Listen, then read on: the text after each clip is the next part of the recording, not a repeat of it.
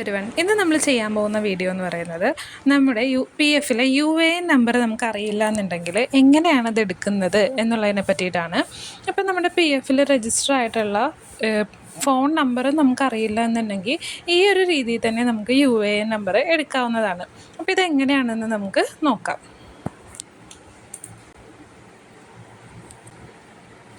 അപ്പോൾ ആദ്യം നമ്മൾ ഗൂഗിളിൽ EPFO മെമ്പർ എന്ന് പറഞ്ഞ് സെർച്ച് ചെയ്ത് കൊടുക്കാം. ഇവിടെ മെമ്പർ ഹോമിലാണ് നമുക്കിത് ചെയ്യേണ്ടത്. അപ്പോൾ മെമ്പർ ഹോമിൽ അടിയിലായിട്ട് നോ യുവർ UAN എന്ന് പറഞ്ഞിട്ടൊരു ഓപ്ഷൻ ഉണ്ട്. അതിലാണ് നമ്മൾ ഈ UAN എടുക്കാനായിട്ട് പോകുന്നത്. ഇവിടെ നമുക്ക് നമ്മുടെ മൊബൈൽ നമ്പർ, ഇപ്പോൾ നമുക്കിപ്പോൾ കയ്യിലുള്ള ഏത് മൊബൈൽ നമ്പർ വേണമെങ്കിലും കൊടുക്കാം. ഇപ്പോൾ ഒരു OTP വരുന്നതായിരിക്കും അതിൽ. അപ്പോൾ ആ ഒരു ഫോൺ നമ്പർ ഏതാണോ നമ്മുടെ കയ്യിലുള്ളത് അത് ഏതെങ്കിലും കൊടുക്കാം. ദെൻ ക്യാപ്ച അടിച്ചു കൊടുക്കാം.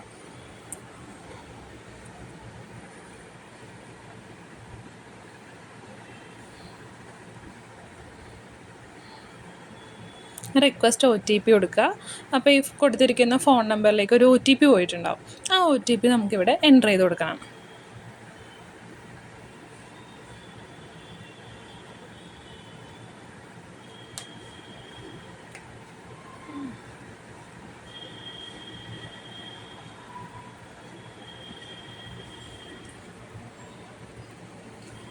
പിന്നെ ഇവിടെ കാണുന്ന ക്യാപ്ച അത് എൻ്റർ ചെയ്ത് കൊടുക്കണം.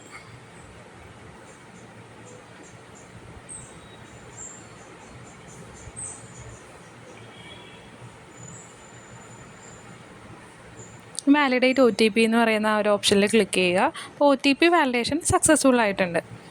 അതിന് ശേഷം നമ്മളിപ്പോൾ ഏത് ബേസാണ്, ആധാർ ബേസാണ് ചെയ്യുന്നതെങ്കിൽ ആധാറിലുള്ള പോലെ നമ്പർ, നെയിമും ഡേറ്റ് ഓഫ് ബർത്ത് ഒക്കെ കൊടുക്കണം അവിടെ.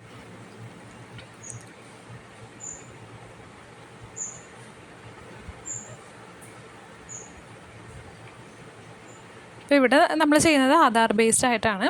അപ്പോൾ ആധാറിൽ നമ്മുടെ പേരെന്താണോ അത് കൊടുക്കുക. ദെൻ ആധാറിലുള്ള പോലത്തെ ഡേറ്റ് ഓഫ് ബർത്ത്.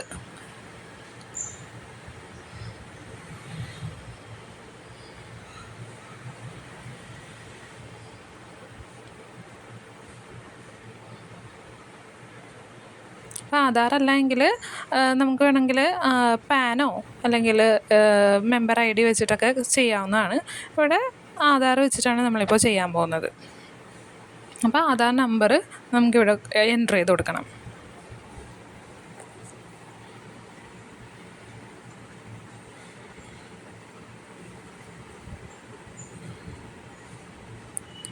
ദെൻ നമുക്ക് ക്യാപ്ച എൻ്റർ ചെയ്ത് കൊടുക്കാം.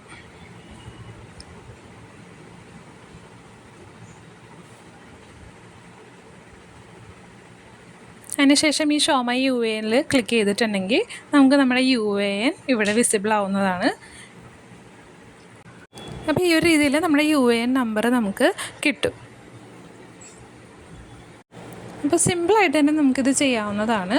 അപ്പോൾ ഇത്രയേ ഉള്ളൂ വീഡിയോ. ഇന്നത്തെ നമ്മുടെ വീഡിയോ നിങ്ങൾക്കൊക്കെ യൂസ്ഫുൾ ആണെങ്കിൽ ലൈക്ക് ചെയ്യുക, ഷെയർ ചെയ്യുക, സബ്സ്ക്രൈബ് ചെയ്യുക. താങ്ക്